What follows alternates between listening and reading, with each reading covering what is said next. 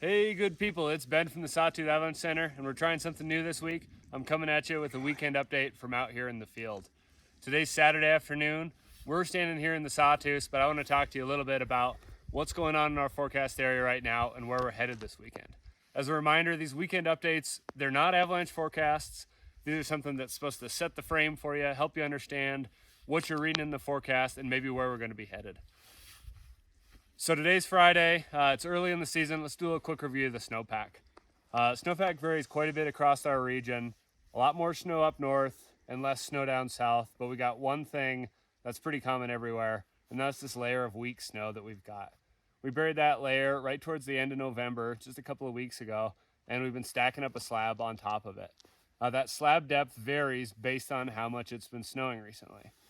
Further north, like up here in the Sawtooth and headed up to Banner, you'll find a slab that's 2 or 3 feet thick, even in sheltered areas, and it's pretty meaty, like this one that we've got here.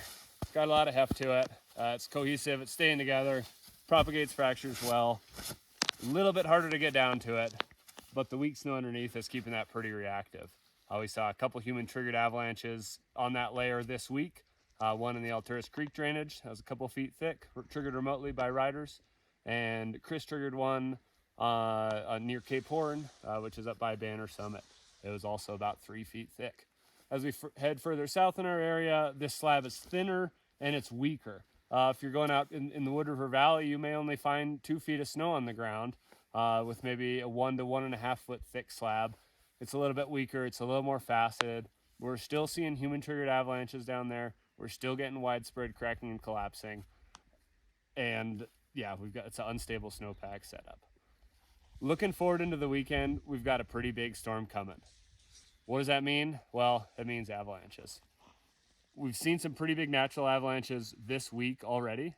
We had a little bit of snow and quite a bit of wind on Sunday into Monday, and we saw some very large natural avalanches up here in the Sawtooth in places where it snowed more. Further south, we didn't see as many avalanches, but there's a bit less snow, and that would be the explanation for that. This weekend, things are going to get dangerous. There's no real way around that. We're going to put in our drier spots where the storm is hitting less, which is going to be actually up here out in the flanks of the Sawtooth and the eastern flank along the range front there and up into Banner Summit. Those areas may only pick up 1 to 2 feet of snow. This storm's coming in on a southwest flow, which is likely to heavily favor the Soldiers, the Western Smoky, South Fork of the Boise, the mountains above the Wood River Valley.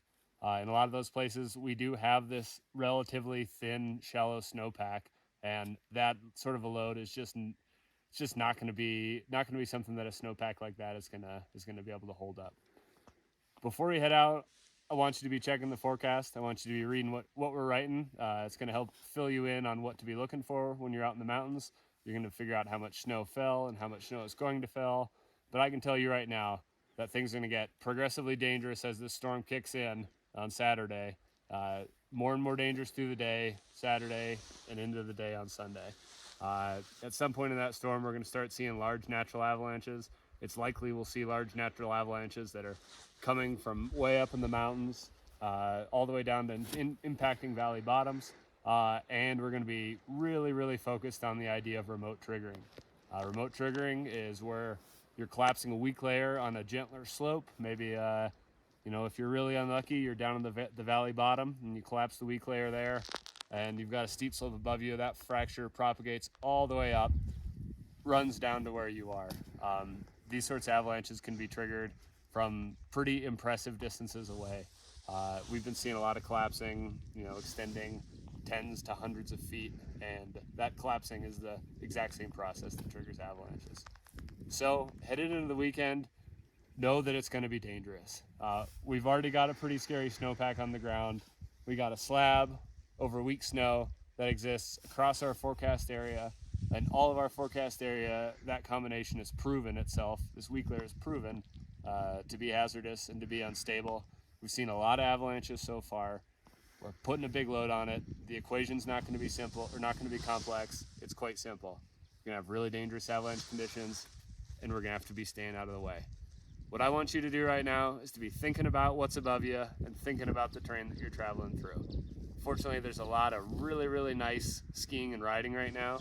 We've had some fantastic riding on the flats coming in here today. We're gonna enjoy some really nice mellow low angle powder on the way out. And that's really the recipe right now for having good, safe fun in the mountains. So if you're heading out, let us know what you're seeing out there. Check the forecast before you go. Have a great time. Enjoy the new snow. Watch your slope angles. Watch what's above you. And know that we've got a long winter ahead of us. Right now is not the time to be pushing it. Thanks for listening. Hope you have a great weekend.